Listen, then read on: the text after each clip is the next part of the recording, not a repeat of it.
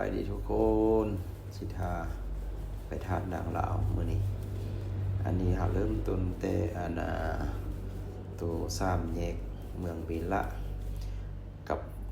บ่อคำสีโปนเนาะอันนี้เราไปนี่แม่นเลี้ยวไปเบิ่งขวานี่แม่นเขาบ่อคำสีโปนนี่แล้วเราต้องไปซื้อเราไปเมืองวิละนี่มันจะมี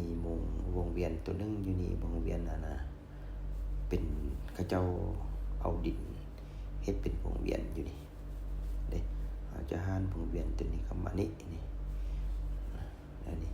อันนี้ถือว่าเป็น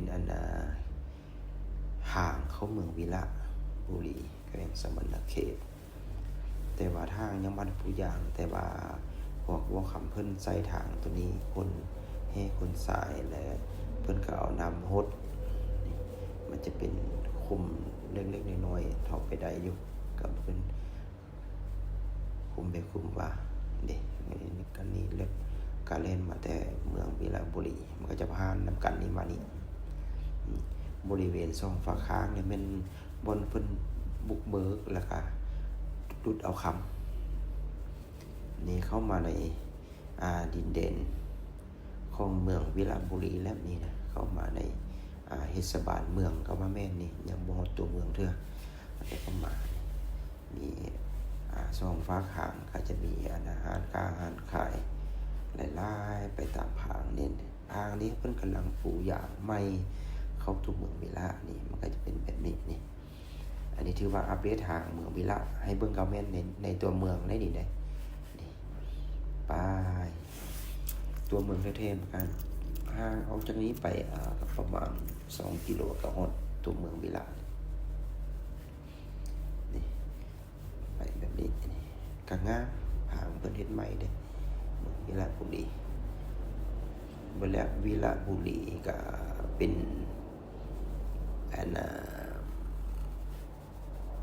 เมืองบ่อคำแล้วเนาะเพราะเขาห้องบ่อคำเสโปนหรือบ่อคำเมืองวิระเป็นห้องตัวนี้สิเขาเทศบาลสิเขาตัวเมืองวิระบุรีแล้วเนี่ยบ้านนี้ตัวนี้นี่แล้วเขาจะเอาห้างออกจากเมืองวิระบุรีนี้ไปนี่ครับเพิ่นเว้าว่าประมาณ30กว่าลักจังสิฮอดธาตุนางลาวและมื้อนี้สิทาท่านผู้ชมไปเบิ่งนำกันว่าเฮาจะถ่ายเป็นระยะไปเฮาจะบ่ถ่ายไปตลอดเนาะเพราะว่าเส้นทางนี้มันก็เป็นทางแดงเข้าไปแต่ตัว3แยกเลี้ยวจุดชุมกับหาดนางลาวจะบ่ได้ถ่ายให้เบิ่งเพราะว่าเฮาได้ส่วนกันรถแก้มันต้นมันขี้ฝุ่นกุ่มมันจะบ่เห็นหยังแหละเฮาจะถ่ายไกลๆกับหาดนางลาวนะให้เบิ่ง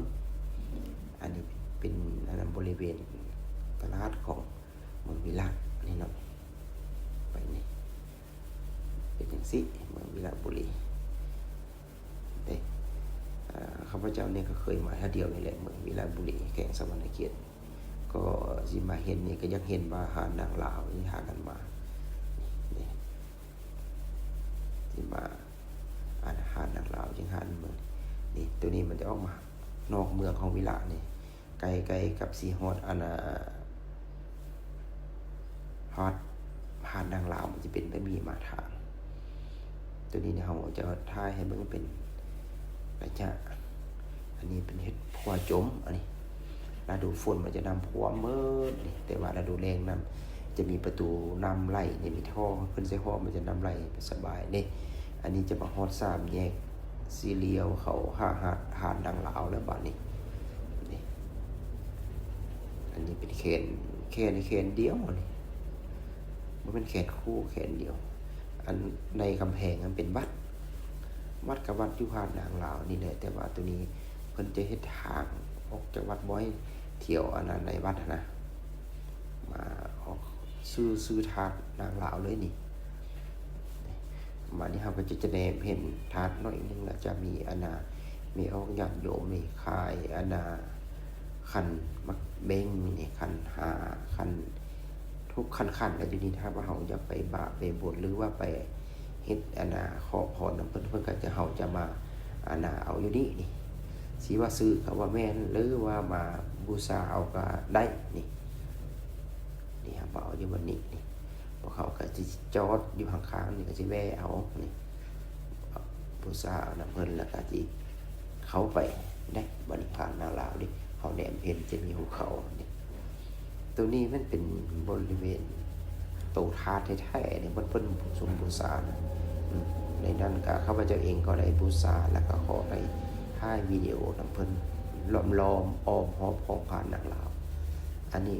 ถือว่าเป็นธาตุอาณาคู่บ้านคู่เมืองของเมืองวิระบุรีแขวงสะวรรณเขตกะผู้ใดยังบ่ทันได้เห็นได้สมก็ให้มาเบิ่งอยู่เมืองวิระบุรีนี่ทางก็มาได้อยู่แต่ว่ารถเก่งมาได้ยากสิได้รถตู้บ่รถกระบะนี่มาง่ายนี่เบิ่งนำกันแล้วก็สิหาเบิ่งรอบๆแล้วก็สิได้กลับเมื่อสวรรณเขตคือเก่าแล้วได้ทีนี้นี่จะให้เบิ่งนี่ใกล้รอบๆแล้วก็สิเมื่อบ๊ายบายสิเมื่อก่อนบาดนี้เอาสำนี้ละเนาะเดี๋ยวหน้าสิเบิ่งต่อใหม่